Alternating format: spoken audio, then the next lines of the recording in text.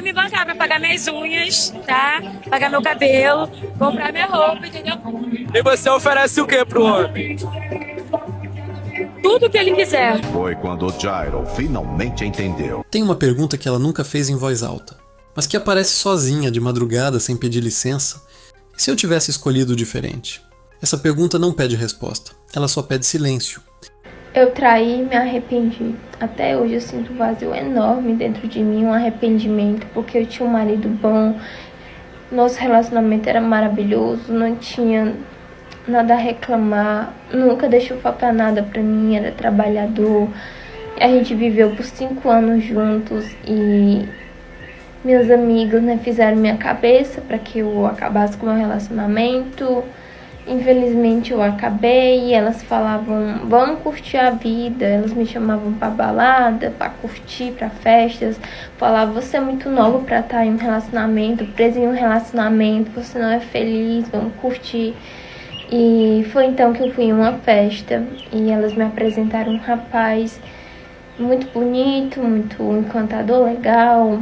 E de cara eu já me apaixonei. Então ele falou que queria, né, morar comigo, tudo mais, queria que eu largasse meu marido pra ficar com ele. Então eu fiz isso, gente. Eu larguei o meu marido, que hoje é meu ex-marido. Eu larguei ele pra ficar com esse rapaz e no final esse rapaz não queria nada comigo. Ele me deu um pé na bunda e até hoje eu me sinto muito culpada, entendeu? Por ter enganado o meu ex-marido, por ter traído ele. E hoje em dia eu não tenho mais contato com as minhas amigas, né? Que falavam que eram minhas amigas. Eu não tenho ninguém, gente. Toda geração acredita que decide melhor que a anterior. A nossa decide mais rápido, com mais opções, mais sozinha. Mas decidir rápido não é o mesmo que decidir certo. E isso está começando a ficar visível. Sabe? Não. Vitrine. ¿Están disponibles? Oi? ¿Están disponibles? Disponíveis para quê? La hora, ¿cuánto es la hora? La hora. Não somos putas. Eu não sou puta. Acho que é aquele, ó. Olha não. ¿Qué número que é? Eu entendo. Oye, me pregunté ahora. Eu entendo que ele tá falando, sem vergonha. Ele me perguntou quanto que é. Esses machos velho liso que querem a mulher e não querem bancar. Quer andar com a mulher, quer que a mulher esteja bonitinha do lado dele, né? Mas aí na hora de pagar não quer. Ainda bem que a mãe que se banca, já pensou? Eu dependesse do dinheiro dos lisos, tava passando raiva uma hora dessa. Ai, me poupe. Por isso que eu prefiro viver só curtir os momentos. Tem um quer ser meu dono, não dá certo. Ninguém fala sobre isso em público. Mas em privado, a conversa é sempre a mesma. Eu escolhi isso porque parecia liberdade. A pergunta que fica é, liberdade pra quê, exatamente? Eu acho que foi errado, porque eu ainda estava casada, foi errado. Obviamente, hoje eu me arrependo muito, não teria feito, me arrependo muito, muito mesmo. Porque mesmo estando brigados, eu acho que de alguma forma eu o magoei. E eu jamais... Ele em algum momento esperava isso de você? Dizer assim, será que a Gra é capaz de me trair? Você acha que ele se fazia tanto tempo juntos, isso nunca aconteceu? Mas você acha que ele foi um choque muito grande? Ou ele meio que já estava sentindo você também distante, você ausente? Porque a gente acaba dando sinais, né, Gra? Então, eu acho que a gente estava tão se desligado que ele não viu os sinais. Não percebeu. Chegamos no seu destino aí, Jussado. Deixa eu te falar, antes de eu descer, eu pedi tanto a Deus pra me encontrar você. Sim. Eu sou muito arrependida do que eu fiz com você. Eu te traí com uma pessoa muito ruim. Sim, mas hoje foi a escolha sua, você me traiu. Eu tô pagando, porque você era uma pessoa tão boa comigo e eu te deixei. Você podia voltar comigo, criar nossos filhos. Rapaz, infelizmente não vai dar pra nós voltar não, porque o que você fez foi grave. Entendeu? Eu sempre fui um cara trabalhador, nunca deixei faltar nada pra dentro de casa e você pegou e me traiu. Eu sei, mas eu me arrependo. Peguei as mensagens no celular eu já paguei tudo que eu fiz. Peguei você indo na porta do hotel, saindo com aquele rapaz lá, entendeu? Então... Mas eu já paguei tudo que eu fiz. Sim, mas infelizmente, um Vamos vaso criar nossos quebrado, filhos, ele não vamos tem criar como... nossos filhos. Um vaso quebrado não tem como se recuperar, entendeu? Ele não volta da mesma forma. O cara pode tentar reconstruir ele, mas não volta da mesma forma. Então, infelizmente, foi o que você plantou e o que você tá colhendo, entendeu? Então, a única coisa que nós temos é nossos filhos, entendeu? Mas em questão de nós viver junto, acabou há muito tempo. Desde a época que eu peguei você lá com aquele rapaz lá, você me traindo lá. Mas você ainda gosta de mim? Não gosto de você mais não. Tem chance nenhuma da gente voltar? Tem não. Felizmente, o que aconteceu aí, o amor que eu sentia por você acabou. Não tem mais nada. Entendeu? E você nem precisa pagar essa corrida não. Vai em paz, que Deus abençoe a sua vida. Existe um tipo de silêncio que só aparece depois dos 30. Não é tristeza, não é arrependimento puro. É a mente revisitando portas que pareciam certas. E percebendo que talvez fossem só as mais visíveis. Quando a mulher trai e é descoberta, ela vai chorar, ela vai espernear, ela vai falar: ai, me desculpa, me perdoa, eu não quis fazer isso. Só que ela não tá chorando porque ela tá arrependida, e sim porque ela foi descoberta. Pode ver, mano, toda vez que acontece uma traição, é sempre a mesma coisa, tá ligado? Isso quando ela não usa as táticas emocionais pra fazer você se sentir culpado por ela ter traído, tá ligado? Que é basicamente o quê? Faltou alguma coisa na relação, você não me ama mais, você não tava me dando atenção. Você é mau caráter, tá ligado? Pode ter certeza, cara, a mulher vai fazer isso. Porque é assim, mano. Cara, vocês têm que entender uma coisa. A mulher não consegue assumir responsabilidade pelos atos que ela faz. Não consegue. É como se fosse uma eterna adolescente, tá ligado? É muito difícil uma mulher ter a honra, tá ligado? De assumir, não, eu realmente traí. E eu sou uma pessoa mau caráter, pô.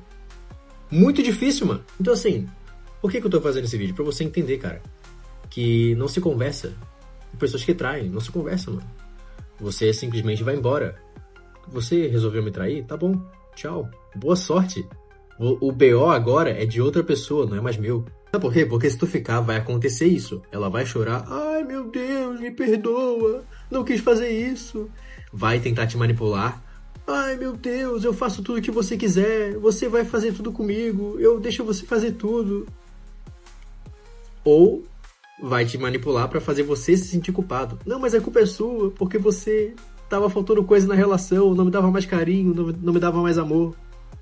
E a sua função é ignorar todos esses chororôs, porque ela não te ama. Ela só tá triste porque ela foi descoberta. E é um abismo de diferença entre as duas coisas, tá bom? Os dados mais recentes sobre satisfação e relacionamento não mentem. E o que eles mostram não é o que a internet repete todo dia.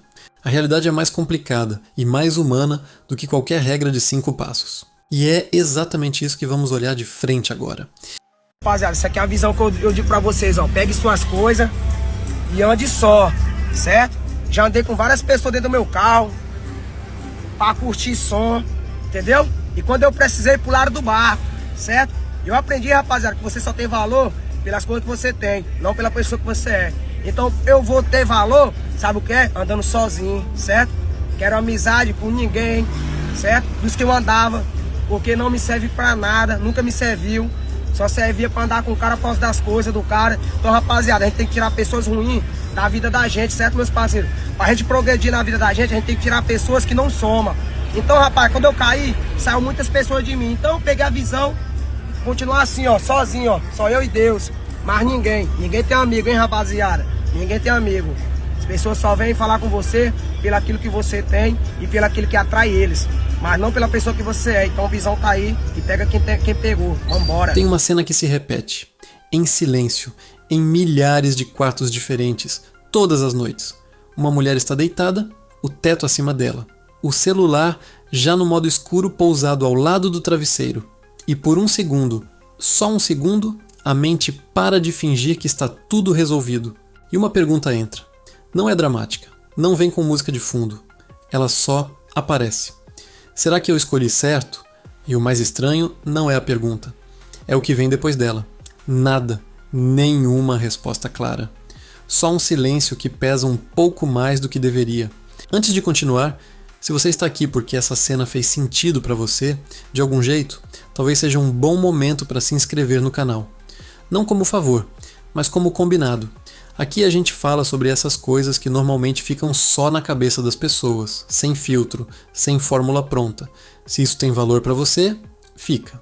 Voltando, a geração que estamos vivendo agora é, sem exagero, a que teve mais liberdade de escolha da história recente.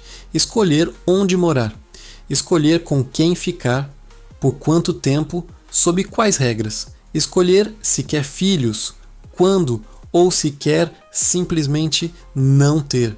Escolher terminar um relacionamento que no papel estava bom, só porque algo dentro avisava que não estava certo. Isso é genuinamente um avanço. Ninguém aqui está dizendo o contrário. Pula fogueira, piaba! Pula fogueira, liso! Ei, minha querida! Começaram as festas juninas. E o que é que isso significa? Que o liso junino tá de olho no quentão, mas não tem nenhum tostão. O que vai ter de liso junino, entendeu? Que compra só uma fichinha, né, de cerveja, aí fica com aquela latinha a festa inteira, agarrado na latinha, quente. Só compra uma e fica de olho pra ver se tem alguma guerreira xena pra pagar o quentão, o milho. E ainda quer brincar, quer participar do Correio Elegante, que é a maçã do amor. Olha a cobra! É mentira, Maria Cupim. Olha o liso! É verdade. Tá muito cuidado, hein, minha querida. Porque o que vai ter de liso junino não tá escrito. Pula fogueira, piaba! Todo homem já passou por uma mulher que destruiu ele. Gente, vou falar uma coisa com vocês. Eu atendi um cara, 2, 3, 4, 10 que foram completamente destruídos por uma mulher. Aquele cara que fez tudo por ela e ela acabou com ele, acabou com a autoestima dele, com a vida dele, com os sonhos dele e terminou com ela e teve que renascer, teve que recomeçar, sabe? Porque a gente acha que é só homem. Não, ele passou pela minha vida, acabou comigo, me traiu e agora eu tô traumatizada. Só que falar com vocês, é muito pelo contrário. Porque é muito mais caso de mulher insegura, mulher que não teve pai, do que homem. Porque é muito mais fácil, tá? É muito mais fácil o homem ter mãe do que não ter pai. Mas a mulher, é muito mais fácil a mulher não ter pai. Entende? E assim, eu pego muito o relato do cara falando, Liz, ela acabou com a minha vida, eu fiz de tudo por essa mulher e ela acabou comigo.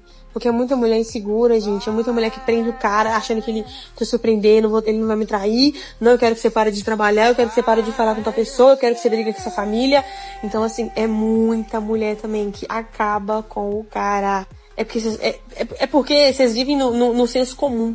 Tipo, vocês acreditam naquilo que vocês veem. Tipo assim, se 30 mulheres tá na internet reclamando que o homem acabou com a vida dela, pronto. É só isso que você vai acreditar. Só que depois que você começa a conversar com vários tipos de homem, vários, tipo assim, uns 100 por dia, você começa a entender que tem mulher também que acaba com a vida do homem. Você tá entendendo? Eu também pra homem. Gente, não vem com esses papos de feminista, de gente traumatizada e machucada, não. Porque eu sou o tipo de pessoa que eu vejo os dois lados. Porque tem homem que acaba com a vida da mulher, né? Experiência própria. Mas tem mulher também que consegue deixar o homem lá no fundo do poço. Então, assim, qual que é a sua opinião sobre isso? A gente pega 5 homens que já se relacionaram e conversa com eles, que você vai entender o que eu tô falando. Mas existe uma coisa que pouca gente fala sobre liberdade de escolha. Ela não vem com um manual de como lidar com o peso da escolha errada. E aqui não estamos falando de erro no sentido de culpa. Estamos falando de revisão, de olhar para trás, anos depois, e perceber que aquela decisão que parecia tão clara na época foi tomada com informação incompleta, com pressão emocional, com medo disfarçado de convicção. Pensa numa mulher que terminou um relacionamento estável aos 27 anos porque não sentia mais a mesma intensidade. Na época parecia óbvio. Se não tem intensidade, não tem motivo para continuar. A cultura toda em volta dela reforçava isso. Filmes, músicas, conversas entre amigas, tudo dizia a mesma coisa. Você merece sentir borboletas, você merece paixão, você merece mais. E ela escolheu mais. Anos depois, em outro relacionamento, ou sozinha, ela percebe uma coisa que ninguém tinha contado para ela. Intensidade e estabilidade raramente vêm no mesmo pacote, na mesma fase, ao mesmo tempo. E que talvez aquilo que ela chamou de falta de intensidade fosse, na verdade, segurança. E que segurança, vista de longe, parece chata, mas vivida de dentro é rara. O dia que eu traí meu namorado. Não foi o atual, tá? Fique tranquilo. Foi meu primeiro namorado. Então, tudo começou quando uma menina nova entrou, vou chamar ela de Maria. E a gente virou, tipo, muito BFF. Maria entrou com o namorado dela também no colégio, só que, tipo, o namorado dela era um ano acima da gente. Maria estudou na minha sala. O meu namorado também era do colégio, só que ele era bem abaixo. Ele era, tipo, mais velho que eu, só que repetente. Mas, enfim, a minha casa era uma casa muito acessível. Então, tipo assim, depois do colégio, vinha geral pra minha casa. Geral, tipo, eu, meu namorado, Maria e o namorado dela. Aconteceu um fenômeno que eu virei amigo do namorado da Maria e Maria virou amigo do meu namorado. A gente virou, tipo, BFF, sabe? Só que assim, eu era amiga do namorado da Maria meio que, tipo, no recreio, na escola, enfim. Não tinha muito rolê sem a Maria, né? Contudo, Maria era amiga do meu namorado e, tipo, os dois eram artísticos e tal. Eles pichavam, grafitavam, faziam essas coisas. Então, tipo, eles saíam juntos pra isso. Eles davam um rolê fazendo isso. Basicamente, resumidamente, é tipo isso. Aí, um belo dia, eu acho... eu não lembro se eu sabia que eles estavam juntos ou não, enfim. Eu fui ver meu namorado, eu tava no clube, perto da casa dele. E aí, eu fui a pé pra casa dele. E ele mora, tipo, literalmente numa casa e tinha um varandão. Então, tipo, eu conseguia olhar da calçada, da mureta, pra ele e tal. A gente fazia vários charmezinhos e apesar dele pichar, a família dele era testemunha de Jeová, então era um negócio meio coisa. Então a gente já estava acostumado a se ver dessa forma. Eis que chego para ver meu namorado na varanda, do jeito que eu sempre fazia, e pego um flagrante. O flagrante é Maria pegando meu namorado. Mandei mensagem igual uma louca e tal, não tá acontecendo nada e tal. Beleza, né? Beleza nada, saí aos prantos, liguei pras minhas amigas e tal. Enfim, só que aí, como uma boa mulher que eu sou, uma mulher inteligente, o que eu fiz? O que eu pensei comigo mesmo? Vou pegar o namorado da Maria. O namorado da Maria também era meu cafajestinho e me dava mole também, com a Maria. Na verdade, tipo, eles voltavam e iam, quer dizer, terminavam e voltavam, terminavam e voltavam. E quando eles terminavam, ele me dava um mole. Então eu aproveitei dessa situação, pensei bem, vou pegar o namorado da Maria. E peguei o namorado da Maria. É isso, conta essa história assim, felizona, mas na época eu fiquei arrasada, porque tipo assim, eu pegar o namorado da Maria não me aliviava da traição que eu tinha sofrido e visto e tal. E a traição foi tipo, tanto da Maria comigo, tanto do meu namorado comigo. Isso não é uma condenação da escolha dela. É uma observação sobre como a mente processa decisões no calor do momento versus como ela revisita essas mesmas decisões com mais tempo, mais experiência, mais contexto. E é aqui que a psicologia social tem algo interessante para dizer. Pesquisadores que estudam tomada de decisão, gente como Daniel Kahneman, que passou a carreira inteira estudando como a mente humana decide sob incerteza, sempre apontaram para uma coisa. A gente decide com a informação emocional disponível no momento, não com a informação completa. Isso vale para qualquer ser humano, em qualquer escolha, em qualquer época da vida. O problema não é decidir errado. O problema é que a gente é ensinado a tratar cada decisão como definitiva, como se não houvesse espaço para revisão, para atualização, para crescimento. E quando essa revisão chega, porque ela sempre chega para todo mundo em algum momento, ela vem acompanhada de uma sensação difícil de descrever. Não é exatamente arrependimento, é mais parecido com luto. Luto pela versão de você que tomou aquela decisão sem saber o que você sabe agora. Imagina por um momento essa cena. Uma mulher de 34 anos, numa festa de aniversário de uma amiga, vendo essa amiga brincando com o marido, os dois rindo de uma piada interna que só eles entendem depois de 8 anos juntos. E ela sente uma pontada, não de inveja exatamente, mas de pergunta. Eu também tive isso. Por que eu deixei ir? E a resposta que vem não é simples, porque a vida real nunca é simples. Ela deixou ir porque na época parecia a coisa certa, porque tinha medo de se acomodar, porque achava que merecia descobrir mais de si mesma antes de se comprometer de verdade. E pode ser que ela estivesse certa. Pode ser que aquele relacionamento não fosse o certo, mesmo sendo bom. A questão não é se a decisão foi certa ou errada. É que ela está agora revisitando essa decisão com outros olhos E isso, por si só, já é um processo psicológico profundamente humano. Esse processo tem nome na psicologia: ressonância retrospectiva. É quando uma decisão antiga ganha novo significado à luz de experiências futuras. Não é que a decisão tenha sido diferente do que foi, é que o significado dela muda conforme a pessoa muda.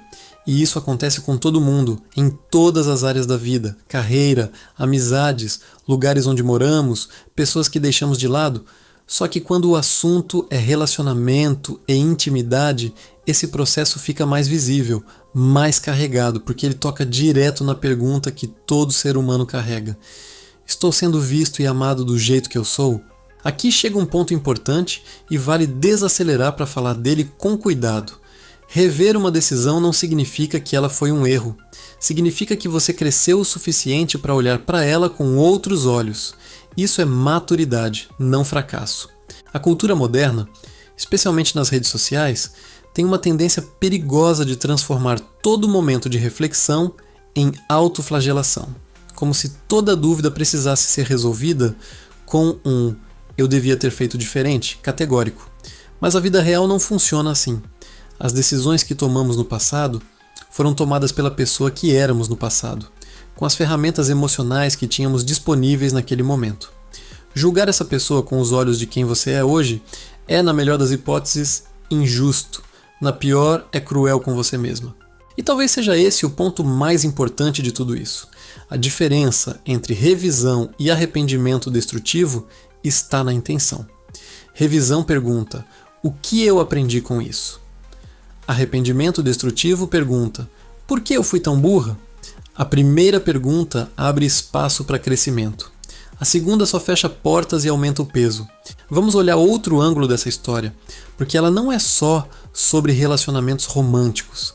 É sobre qualquer decisão que parecia definitiva e que, com o tempo, se revelou apenas uma fase. Carreira é um exemplo claro.